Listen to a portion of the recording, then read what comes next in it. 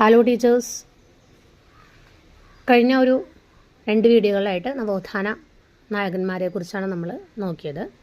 അതിൻ്റെ കണ്ടിന്യൂഷനാണ് ഈ വീഡിയോ. അപ്പോൾ നമുക്ക് നോക്കാം. ഡോക്ടർ അയ്യത്താൻ ഗോപാലൻ 1861 മാർച്ച് 3 തലശ്ശേരിയിൽ ജനിച്ചു. പിതാവ് അയ്യത്താൻ ചന്ദൻ, മാതാവ് കല്ലാട്ട് ചിരുതമ്മാൾ. 1948 അന്തരിച്ചു. രാജാറാം മോഹൻ റോയ് സ്ഥാപിച്ച ബ്രഹ്മസമാജത്തിൻ്റെ കേരളത്തിലെ സ്ഥാപകൻ ഡോക്ടർ അയ്യത്താൻ ഗോപാലൻ. ബ്രഹ്മസമാജത്തിൻ്റെ പ്രവർത്തനം ശക്തിപ്പെടുത്തുക എന്ന ലക്ഷ്യത്തോടെ അയ്യത്താൻ ഗോപാലൻ സ്ഥാപിച്ച സംഘടന സുഗുണവർദ്ധിനി. ഹരിജനക്ഷേമത്തിനായി doctor Ayyathan Gopalan Chandavarkar elementary school തുടങ്ങിയത് എവിടെയാണ്? കോഴിക്കോട്. ഡോക്ടർ അയ്യത്താൻ ഗോപാലൻ്റെ സാമൂഹിക പരിഷ്കരണ പ്രവർത്തനങ്ങൾ മുൻനിർത്തി ബ്രിട്ടീഷ് സർക്കാർ അദ്ദേഹത്തിന് നൽകിയ പദവി റാവു സാഹേബ് പട്ടം. അടുത്തത് അയ്യങ്കാളിയെക്കുറിച്ച് നോക്കാം. 1863 ഓഗസ്റ്റ് 28 തിരുവനന്തപുരം ജില്ലയിലെ വെങ്ങാനൂരിൽ ജനിച്ചു. പിതാവ് അയ്യൻ, മാതാവ് മായ. 1941 അന്തരിച്ചു. അടുത്തത് പുലയരാജ എന്നറിയപ്പെടുന്ന നവോത്ഥാന നായകൻ അയ്യങ്കാളി. അയ്യങ്കാളിയെ പുലയരാജ എന്ന് വിശേഷിപ്പിച്ചത് ഗാന്ധിജി. സാധുജന പരിപാലന സംഘം സ്ഥാപിച്ച നേതാവ് അയ്യങ്കാളി. സാധുജന പരിപാലന സംഘം സ്ഥാപിച്ച വർഷം 1907. കേരളത്തിലെ ആദ്യത്തെ കർഷക തൊഴിലാളി സമരം ഏത്? 1907 തിരുവിതാംകൂറിൽ അയ്യങ്കാളിയുടെ നേതൃത്വത്തിൽ നടന്ന കർഷക തൊഴിലാളി സമരം. സാധുജന പരിപാലന സംഘത്തിന്റെ പേര് പുലയ മഹാസഭ എന്നാക്കിയ വർഷം 1938. സാധുജന പരിപാലന സംഘത്തിന്റെ മുഖപത്രം ഏത്? സാധുജന പരിപാലനി. ഇന്ത്യയിലെ ആദ്യ ദളിത് പത്രം സാധുജന പരിപാലനി. വിദ്യയിലൂടെ ഔന്നത്യം നേടുക എന്നത് ആരുടെ വാക്കുകളാണ്? അയ്യങ്കാളി. വിദ്യാഭ്യാസ രംഗത്ത് അയ്യങ്കാളി ആദ്യമായി സ്ഥാപിച്ച കുടിപ്പള്ളിക്കൂടം ആശാൻ കളരി.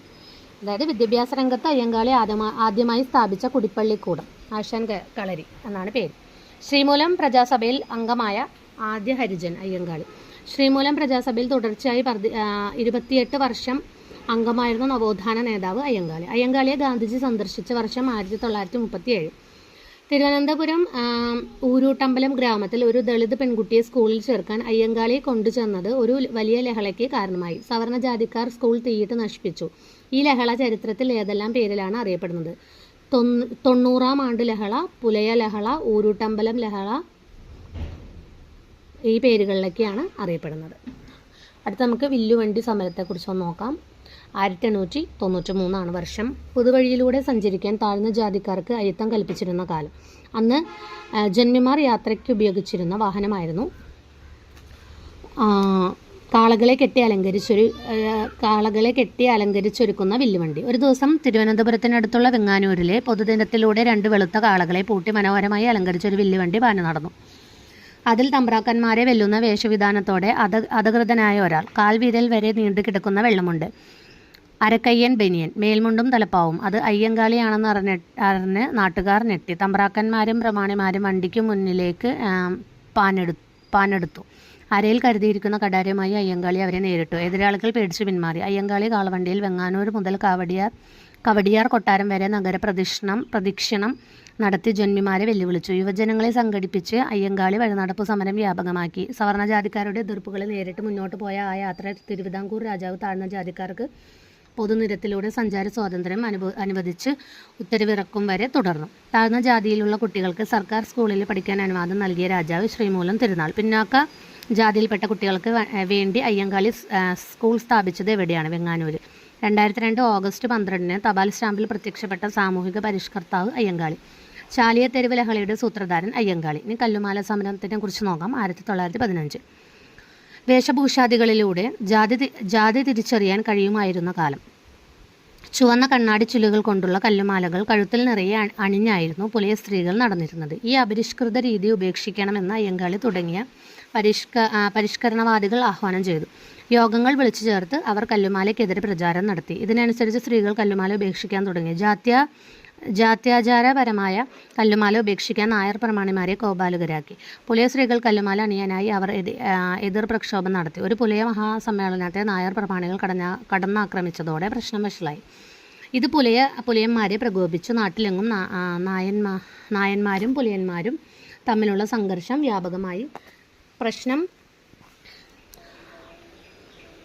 പരിഹരിക്കാനായി ഇരു സമുദായങ്ങളിലുമുള്ള നേതാക്കന്മാർ ശ്രമം ആരംഭിച്ചു. ഇതിന്റെ ഭാഗമായി കൊല്ലം റെയിൽവേ സ്റ്റേഷന് സമീപം ഒരു സംയുക്ത സമ്മേളനം വിളിച്ചു ചേർത്ത് ഉപേക്ഷിച്ച കല്ലുമാലകളെല്ലാം തേടി പിടിച്ച് അത് അണിഞ്ഞാണ് സ്ത്രീകൾ എത്തിയത്. അന്ന് ഗവൺമെന്റ് ചീഫ് സെക്രട്ടറിയായിരുന്ന വിയറ സായിപ്പും യോഗ വേദിയിൽ ഉണ്ടായിരുന്ന യോഗം തുടങ്ങിയപ്പോൾ കല്ലുമാല അണിയുക എന്നത് അപരിഷ്കൃത സമ്പ്രദായത്തിനെതിരെ പുതിയ നേതാക്കൾ സംസാരിച്ചു. കല്ലുമാല കഴുത്തിൽ നിന്ന് പറിച്ചെടുത്ത് ദൂരെ കളയാൻ അവർ സ്ത്രീകളോട് ആവശ്യപ്പെട്ടു. പുതിയ സ്ത്രീകൾ ഓരോരുത്തരായി വേദിക്ക് മുന്നിൽ എത്തി കല്ലുമാല ഉപേക്ഷിച്ച് അല്പസമയത്തിനുള്ളിൽ 4-5 അടി പൊക്കമുള്ള ഒരു കുന്നുപോലെ കല്ലുമാലകൾ അധ്യക്ഷപീഠത്തിന് സമീപം കുന്നുകൂടി. കല്ലുമാല സമരം അങ്ങനെ പര്യവസാനിച്ചു. ഇന്ത്യയുടെ മഹാനായ പുത്രൻ എന്ന അയ്യങ്കാളി വിശേഷിപ്പിച്ചത് ഇന്ദിരാഗാന്ധി. പൊതുവഴിയിലൂടെ താഴ്ന്ന ജാതിക്കാർക്ക് സഞ്ചാര സ്വാതന്ത്ര്യത്തിന് വേണ്ടി അയ്യങ്കാളിയുടെ നേതൃത്വത്തിൽ നടന്ന സമരമാണ് വില്ലുവണ്ടി സമരം. വില്ലുവണ്ടി സമരം നടന്നത് എവിടെ മുതൽ എവിടം വരെയായിരുന്നു? വെങ്ങാനൂർ മുതൽ കവടിയാർ വരെ. വില്ലുവണ്ടി സമരം നടന്ന വർഷം 1893. കല്ലുമാല സമരം നടന്ന വർഷം കല്ലുമാല നടന്ന സ്ഥലം പെരിനാട്, കൊല്ലം. കല്ലുമാല സമരം നടന്ന വർഷം 1915. കല്ലുമാല സമരത്തിൻ്റെ മറ്റൊരു പേര് പെരിനാട്ടുലഹള. അയ്യങ്കാളി മരണമടഞ്ഞത് എന്ന് 1941 ജൂൺ 18. അയ്യങ്കാളി സ്മാരകം സ്ഥിതി ചെയ്യുന്നത് ചിത്രകൂടം, വെങ്ങാനൂർ. ജ്ഞാനിത പുലിയെ ശിവനെ പ്രതിഷ്ഠിക്കുന്നു എന്ന് പറഞ്ഞത് അയ്യങ്കാളി. ഇന്ത്യയിലെ ആദ്യ കമ്മ്യൂണിസ്റ്റുകാരൻ അയ്യങ്കാളിയാണെന്ന് അഭിപ്രായപ്പെട്ടത് E.K. നായനാർ. അപ്പോൾ ഇത്രയാണ് അയ്യങ്കാളിയെ കുറിച്ച് പറയാനുള്ളത്. അപ്പോൾ ഇതെല്ലാവരും ഒന്ന് നന്നായിട്ട് നോക്കുക. Thank you.